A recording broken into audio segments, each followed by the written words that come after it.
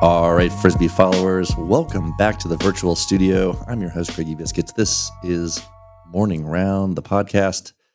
It's been part of the Hey, it's Disc Golf News podcast. We're going to get that clarified online, but we are definitely joined in the virtual studio by the one and only PJ number 71262 out of Missoula, Montana.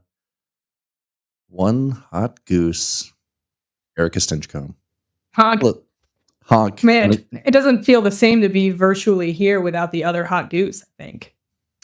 Are you even legally allowed to appear and use the? I think I should check my contract. I don't know. Yeah, we need to get into the fine print. And a good honking to you, Erika. Thanks again for being here. Oh, happy to. We're here in the off season, as they call it, but I'm going to stop talking about it because we're just here. It's Wednesday, apparently, 2024. Don't ask me the date. Here in life. Right before Thanksgiving. That's where we're at. It's Thanksgiving Day Eve. Yeah, it's exciting. People don't always celebrate it, but we've decided to now make this tradition. My One Hot Goose podcast, Thanksgiving Eve. Great. See you next year. See you next year. I actually booked Madison. Sorry. But you can clear your calendar until 2026. You got it. How are things going? You haven't been home for super long. You were still lingering out on the road. I saw you in Florida. How's it feel to be back in Montana? Oh, it's nice. Yeah, I definitely lingered in the warm weather of Pensacola before trekking up to Montana. It is a little chilly here, but I finally just feel settled. It kind of takes a couple weeks. It's sort of a jarring, you're doing everything all the time. It's a little manic out there. It's, you're in a new state every week. You never know where you are, what you're doing sometimes. And then you come home, and this is the first time I've never had to work. And so I just have a lot of free time, which I am not utilizing effectively at all in the best way. So it's been interesting, pretty relaxing. I was sick for a couple weeks, but I'm getting good now, getting into some routines. Yeah, a little bit of illnesses to be predicted after, again, like you were describing, a new city every weekend, different climate. It takes a toll on the body. And so Absolutely. You can only be expected to have a little wear there by the end of it. But you're looking good. You sound good here over the cans. Have you played disc golf? Have you picked up a disc? How much do you think about disc golf now during your off season? How many years, I guess, of being a pro is this? Well, how it's my many fifth. off seasons is this? Yeah. It's this next one. I just completed my fourth full tour. I've been kind of dabbling since 2017 in the pro scene, but we'll say just completed year 4. I try to put the discs down for a couple of weeks, which I did successfully. I played a little bit in Florida a couple times just for fun. And it's kind of weird because I live in a snowy area, so you kind of want to get out before the snow comes to play your courses. But at the same time, you want to break. But I always try to work on my form. In the off season, there's lots of work there to do. And I actually got a buddy who lives here who has like a tech disc setup and a tech deck set up next to it. We just, do little kick flips and then throw some discs. They go hand in hand. Yeah. Dexterity and all that. But he's got some cameras and we're working on slow motion type stuff from multiple angles. And he has consumed everything there is online, on YouTube, on all the stuff. And I really haven't. And so it's kind of nice to have someone to distill that information, and he's kind of interested in coaching. So we've done a couple of sessions just like really trying to break 16 years of bad habits and, improve because, I'm getting older and I should probably throw a bit more efficiently. Kind of put down the discs and pick them back up and try to improve my form, but mostly in a garage with a net. So we're using the internet. He's got these sort of some sort of workshops, some exercises outlined. What are you focused on? Anything in particular? Or you're gonna analyze your own footage first?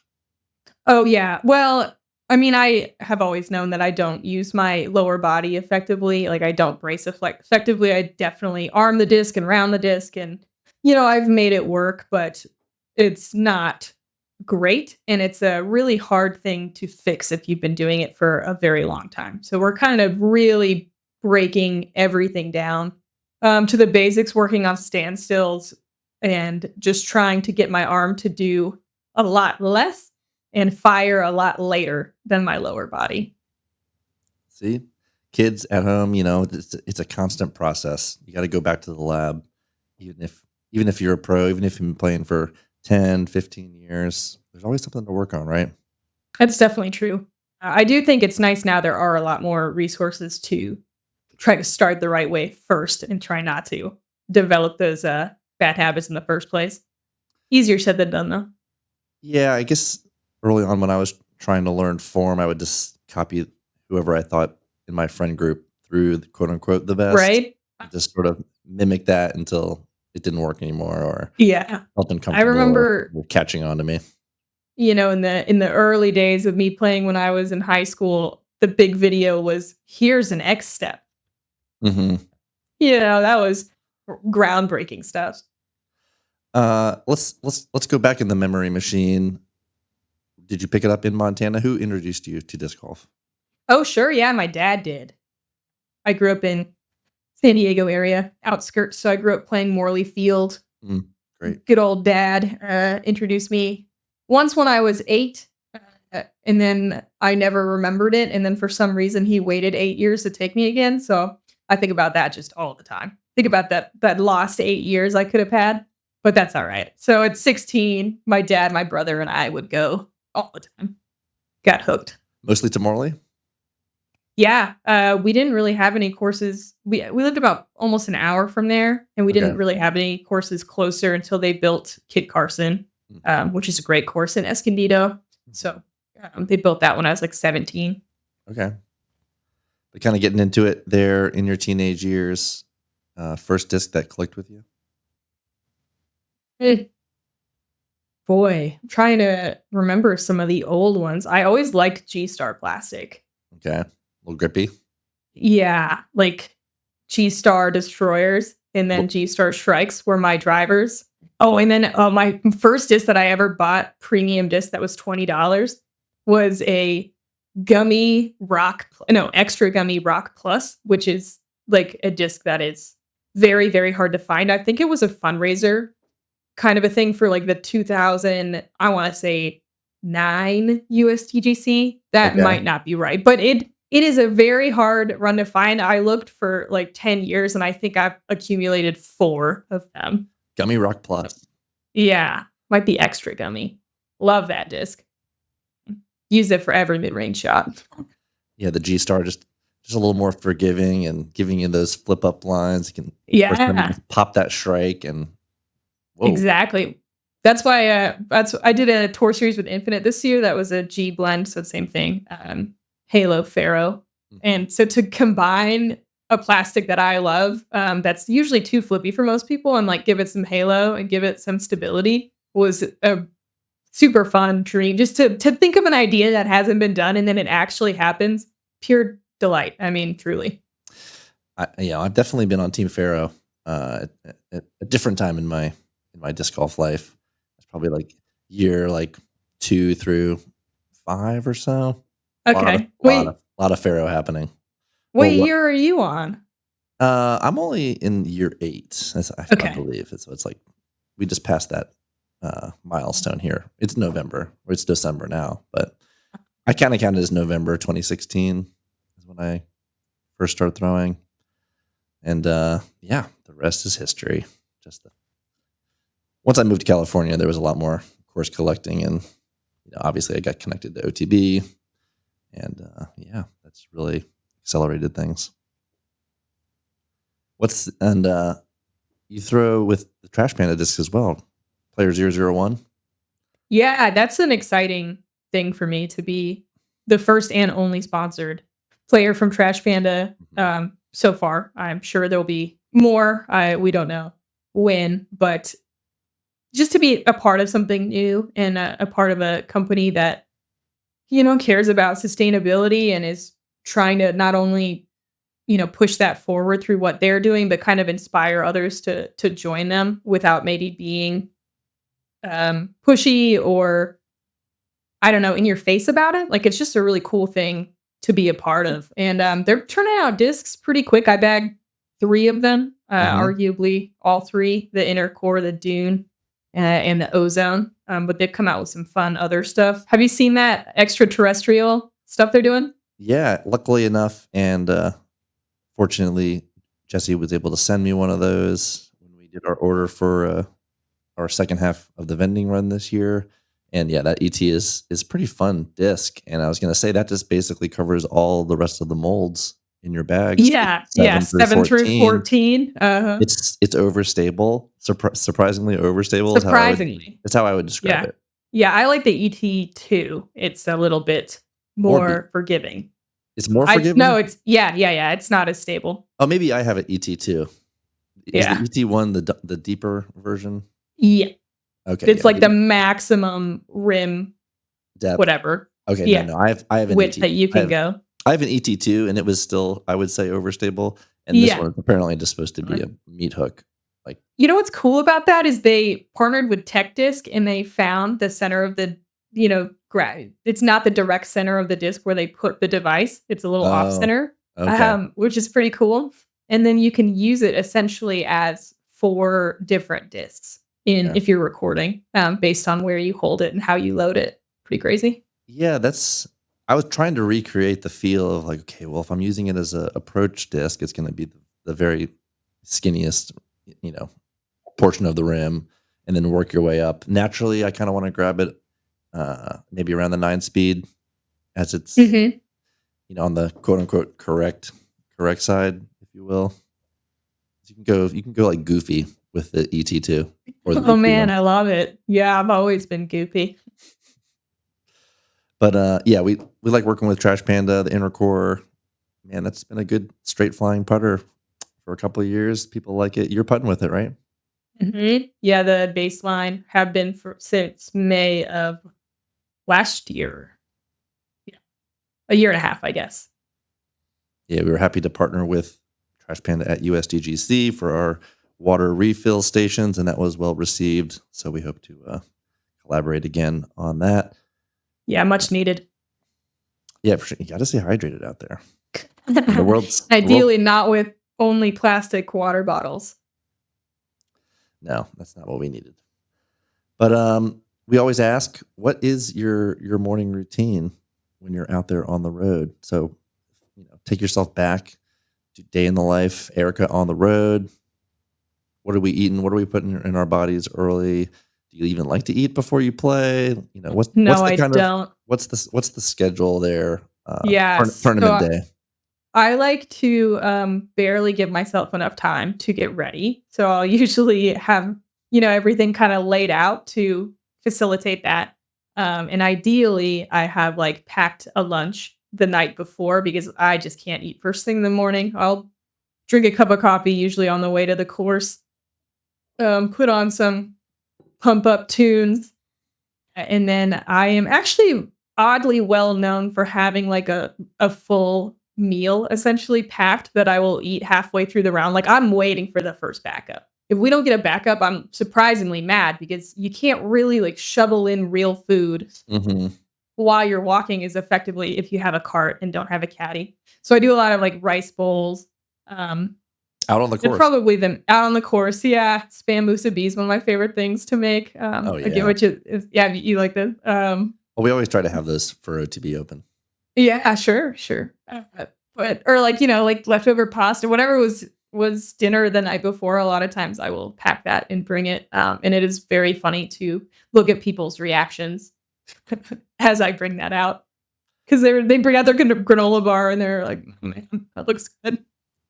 It is one thing I've enjoyed, being a little closer to the pro field is the level of snacking, the variety of snacking, the versatility that we see from the athletes. Uh, is Ella still like the reigning snack queen? Would you say? Ooh, Yeah, I mean, she definitely has a very high quality snack game, and she cooks a lot herself as well. Mhm. She's got, like, an induction heating like, a She stove needs a in lot her of kitchen. she needs a lot of calories. I mean, Yeah, she's a powerhouse. she is a strong lady. Uh, and then now we're here. You mentioned coffee. That's your go-to. Yeah, I would love to not be physically addicted to it, but, you gotta have some vices, I guess. Mm, been doing more tea, trying to wean off, but yep. God, I'm not a morning person at all. We had 1 year that people forget about, I think because it was before COVID, I wanna say it's 2019, where the FPO actually played after MPO, and that was my best year by Mhm, far, because I got mhm, to wake up and, have a much more leisurely routine, and you were warmer. No one thinks mhm. about how wet everything always is, like, the ground is soaked all the time. You're starting in the dark a lot of the times. It's it's an interesting game. Yeah, very different conditions there in the mornings out on the Pro Tour, temperature shift, the humidity levels. Now what was it, 2 years ago, they were alternating, and then I guess that got too complicated. I feel like they were I don't know if they've ever alternated. I feel like there was a combination of, like, sometimes it would be the men in the morning, sometimes in the afternoon, and vice versa Okay. for the FPO. I wonder if that was I kind of skipped COVID year. I don't know if they were doing it then. So, I'm thinking of what is 2022. time? We'll go back, we'll get with the stat research team, and we'll get that clarified. Check our facts. Now you're in the unique perspective as a commentator. They're on the Jomez rounds for the FPO. How's that affected your play? How's that affected your kind of preparation or helped you, would you say, uh, doing the commentary and kind of researching and watching multiple rounds, which I guess other players don't necessarily have. Everyone has access to that, but Yeah, I you're mean, definitely in the middle of it.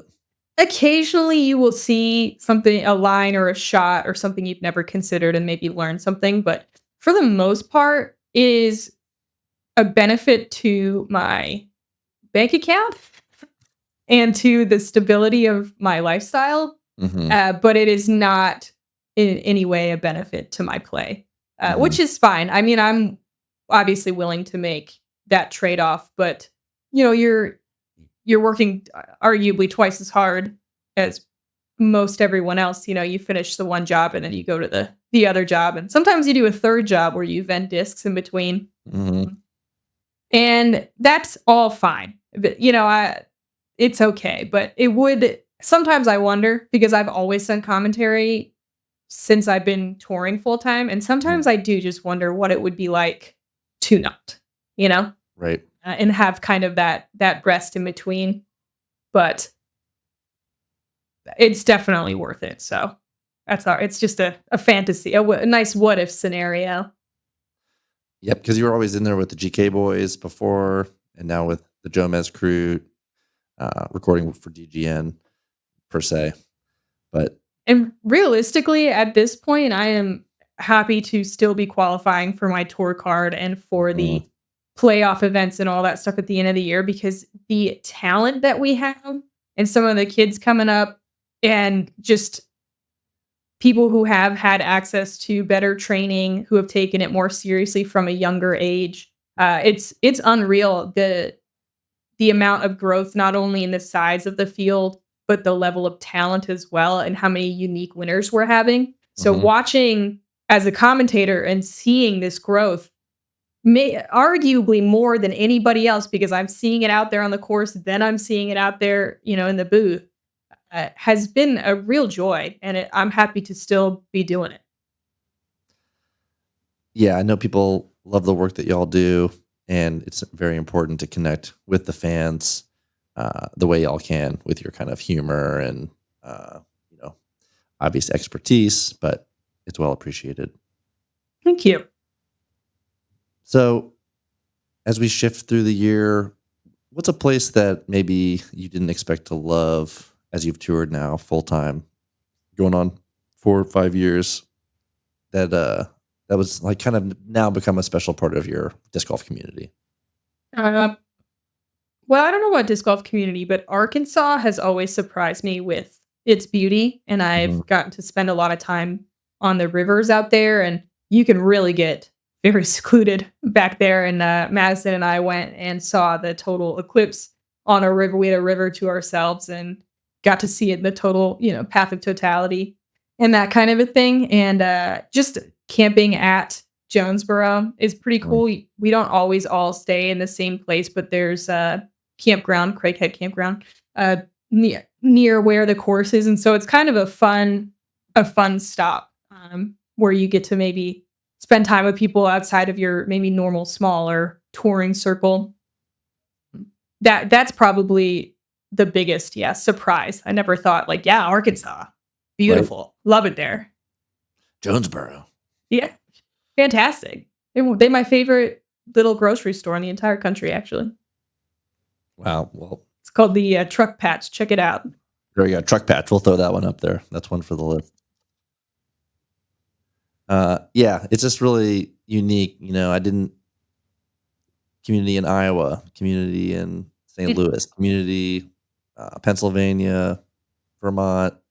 It's Wisconsin's big. That's a fun one too. Yeah, a lot of the Midwest has an astounding community. You're just mhm. welcome with open arms everywhere you go. Yeah, you realize once you start digging into these localities, there's just, oh wow, there's another course, and then all of a Uh-huh. sudden you've got this rich network of clubs, and it's just it's one of the fun things about traveling around, getting to It is. tap into these The different communities. the one thing I will say, it used to be easier to do that. We used to have more off weeks in between. Hmm. I'm of the mindset that it would be nice to play a little bit less or events or to incentivize playing them all, Hmm. a little bit less where you can skip more, because I feel like we're kind of losing that.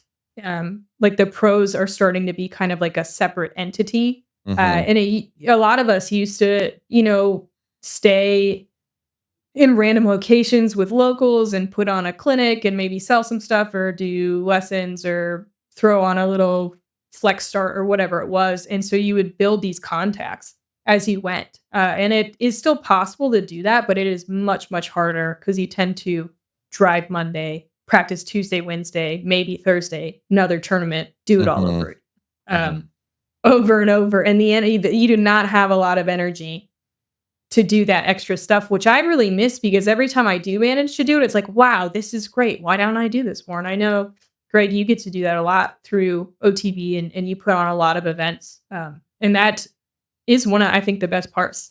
Hmm.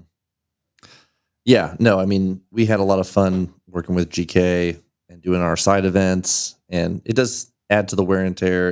It adds to the fatigue. I think back to you mentioning the commentary. Luke's, I think, kind of experienced the same thing when he was doing the late commentary. It has to affect your play. It has to affect your preparation. Um, the same thing goes week after week on the pro tour, but we still had a good time even on those off weeks because a lot of times those events would be more relaxed and just Mhm. felt not just so overwhelming of like, oh man, this is has to be this way or this has to be that way or Yeah. you feel like you're in trouble or something. Uh, I played but my first A tier in years. I played Main States, which is put on by one of my sponsors, Thought Space Athletics. And I honestly didn't really want to go, but I wanted to, show my support. I like what Aaron's doing and appreciate them. So I was like, oh, I'll go, I'll play. I won't have to do commentary. And I played pretty well. And I thought it was going to be draining, but honestly, yeah, it was relaxed. It was fun. It felt like the pressure was off, and it didn't I don't know, the pace was just so much nicer, and I was, like, actually energized afterwards, which I would have not never guessed that. mhm. So, who knows? Maybe a few more A tiers in the future. Maybe skip a Yeah, just pro sprinkled in. tour or just do commentary. I experimented with that last year. I flew to the preserve to just do commentary. I Mhm. put a tent in a carry-on, and I slept at the course. And I only went Thursday through Monday and just did commentary, and it worked out pretty well. It's not really, yeah, it's semi vacation. Obviously, you're there to work, but it's not your normal job. It's your other normal job, I guess, Mhm. and a little time for fun, I would imagine, and then not the stress of the competition. Yeah, I did it so I could be, here in Montana a little bit more during the summer. I managed to spend 6 weeks here by Mhm. flying to 2 events, which I was very felt very lucky to be able to make that happen. So I hope to do something similar in the future, but be my Yeah. first time going to Europe next year, and, I gotta figure out all those logistics.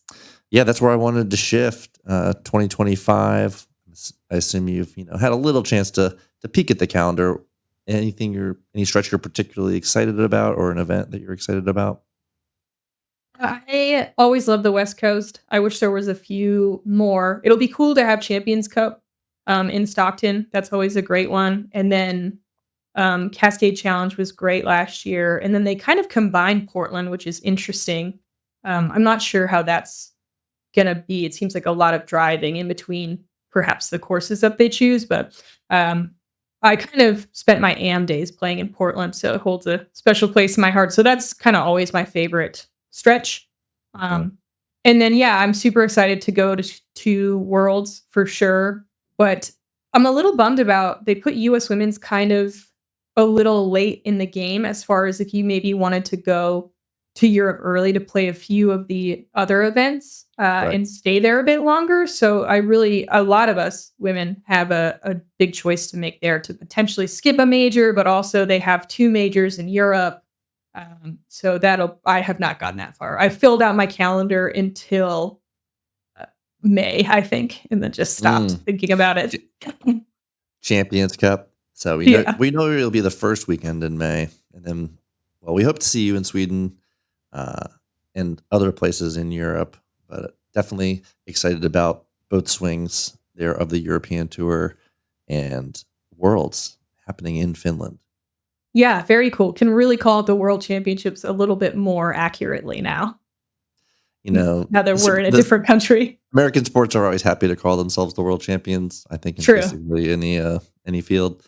But, yeah, that'll really happen for disc golf, For anyone that likes to, nitpick on the, etymology. which we do. Yeah. I mean, if it wasn't for nitpicking, what would we do? I don't know. Why who would have podcasts? Nobody. Maybe we'd be better off, right? But, no, we're pumped that you're here. It's a fun day. I'm relieved. I found out my van is not catastrophically, broken. I'm sure you have a Oh, very intimate connection to your van and yeah, its I'm health. about to hit 100,000, which is wild. Like 100,000? Oh, come on. I bought it at 6,000 2.5 years ago. So, it came up pretty quick. It's kind of that point where it's like, "Oh, man, do I sell this and try to upgrade, Mm, or do I just hang on and run it into the ground?" run it into the ground, baby. I think run it into the ground. I don't quite have it paid off, but I'm close. So, well, I'm happy to hear your van's, doing well. Yours has gotta be up there in mileage. She's seen some Two things. 233. Woo! Wow. So, almost made it to 200,000 on the first transmission, but we're still rocking on the engine, and we thought maybe we're gonna have to, retire it, but luckily not. So, we'll be back in action. The road show will return in some capacity in the near future. Fantastic. Any big changes to your setup? Like, again, you're just gonna keep riding? You're kinda debated, the situation, but you're happy still with the van?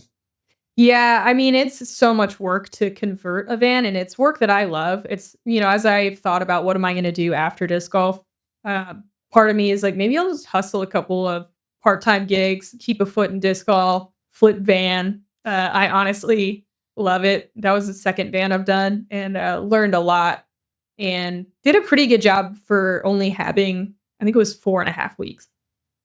And I really haven't changed it since then, or like, I got everything done. Me and my husband, Ian, built it when we were in Florida, but we can't build it here. It's too cold. Mm. So, like, you'd have to be somewhere warm or indoors. Um, so yeah, I think I'm just gonna stick with it.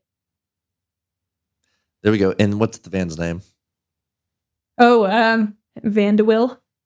It's like a nerdy Lord of the Rings reference. Really deep dive, honestly. I blame Like a Ian, my husband, for that Tom one. Tom Van Vanderbilt? That's pretty good, actually. I almost like that better. No, What's you your don't. van's name? Vanna White.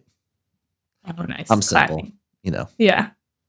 used to summer at North Myrtle Beach, home of Vanna White, the actual Oh, person. fantastic. My first van was a Sigourney, 1981 Ford Econoline. Ooh, Yeah, she was chunky. something. Yeah, no What cruise control, no windows? AC, roll down windows. Back windows? No, Yeah, no. for security. Mhm. We are here on Thanksgiving Eve. What are your holiday plans? How are we going to wrap up 2024, Erica?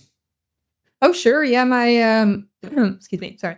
My mother-in-law and her husband live 40 miles outside of town. They got a sweet little kind of cabin right by one of the premier rapids out here in the Missoula area, and it's just lovely out there. So we're just gonna go have a quiet Thanksgiving out there, and then it's kind of jam-packed with holidays. Shortly after that is my birthday, and then you got Christmas, and then it's Ian's birthday, and then we have our anniversary, and then it's tour. So it is kind of a whole lot of celebrating, which is very fun, but hard to maybe stay on those routine Hmm. and be as healthy and productive as you'd like as well. Well, this you got to take a little time off, A little bit for sure. and what better time than the holidays with family? And then, yeah, 2025, the season will be here before we know it. You mentioned the rapids. Is that your favorite non disc golf activity? Oh, absolutely. Yeah, Floating. yeah, floating. Yeah, I got a ducky. People like to call them, but it's just an inflatable kayak. And luckily, Madison loves floating too because you usually need two vehicles to shuttle. So I've gotten to float quite a bit. It that equipment takes up a lot of space in my van, and I think sometimes maybe I shouldn't bring it, or it'd be nice to have something a bit smaller, but Definitely it's bring it. worth it. That's true living. You came and floated at Mile and MacGyver, the Clackamas. I What'd mean, you think? my top 5 moments of 2024 are still yet to be, finally calculated, but I have to say, floating on the Clackamas, Pretty good. pretty good. We got to do a Pretty longer far one pretty far up next there. year. Yeah, for my own safety, shout out to your father-in-law, Oh, Paul. Paul, yeah. Paul. Paul saved me, Mhm. kept me prepared, didn't die, and overall, it was a great afternoon. Yeah, I had the PowerPoint presentation on Yep. safety. Yeah, no, it's just nice little diversion, connection with nature. Uh, Yeah, Again, it definitely feels different from playing disc golf in a good way. very much. Yeah. I think I like it so much because yeah, I'm a fairly anxious person and always kind of planning ahead. And, again, it's a very manic lifestyle. So there's a lot to be anxious about. And so I like when you get on the river, there's nothing else you can do. You just have to float down the river. And so, any kind of worries I have kind of fade off and you can just really appreciate where you are. Yeah, even if you want to do something else, You just can't. you're not allowed to. You, You can't. Yeah, you're yep. there, Uh-huh. and yeah, definitely would recommend that. I'm thinking about if there's a little room. I got to make sure there's a little kayaking in my life in 2025. Yeah. You should get, if I could do it differently, I would get a spud. It's Mm. a Air Spud. Check it out. It's advertised for kids, but I watched a full grown man send class fours in it and he was fine. So if I could get a slightly smaller one that's still rated, for pretty good rapids, that'd be it. That's the way to go. Yeah. All right, Erica. Well, I'm glad you could join us here on the OTB Podnet. Anyone you want to shout out before we say au revoir? No, I'm just going it alone. I don't need anybody. No, just kidding. No, I think we already talked about all of my sponsors who I will be continuing with next year, and Ian, my husband, Shout out Ian. and my parents don't listen to podcasts at all. Oh, here's like a fun thing. Jomez is doing like a little mini documentary that should be coming out this off season Okay. that had where they filmed, um, you know, like all my family, friends, sponsors, things like that. We filmed all year long, and they put together a little documentary. So that should be coming out pretty soon. But The this is Erika the Stinchcomb first. story? Yeah, this is the first that I told anyone about it. So if This you're is listening, breaking there you news? go. Yeah. Did you get to name it? No, I don't know what the name is. Boy, I should ask about that. They have to, I mean, they have such a good branding. There has to be like, a goose, uh, divided, but no, you're not really divided. Yeah. But shout out to Blake. Ooh, is it Bernard or Bernard? Ooh, I'm very close. I'm one letter off. From who works for Gemma's, who created that documentary from scratch. It was his vision. He was a delight to work with. So Lovely. yeah, check that out. Well, they always do good work, and we'll enjoy learning more and seeing behind the scenes of the life and times of one Erika Stinchcomb. Well, thank you, Greg. Yeah, it's been fun, and I guess that's about it. We talked about everything that we wanted to talk about. Oh yeah, my only notes were live, laugh, love. Excellent. You know what's a fun activity is if you stay in a lot of Airbnbs, which I did last year, Hmm. you just try to change some of those signs. And If they're if maybe they if you can rearrange them. yeah, no, like you just, write on a maybe a piece of construction paper and you post something over one of the words and then you see if your housemates notice. Very fun game. We've been getting crafty here around the shop. That may be good inspiration for a new hockey sign. Yeah, do it. Is it like skate, check, score, something like that? Uh-huh. Sure. Skate, check, win. Figure it out. All right, Erika, thanks again for joining us. Everyone, stay tuned for more of these off-season check-ins. We are going to be connecting with the pros as we go through until 2025 gets here, and we look forward to more of that. I've been me, you've been you. Stanley, thanks for operating the ones and twos. See you next time.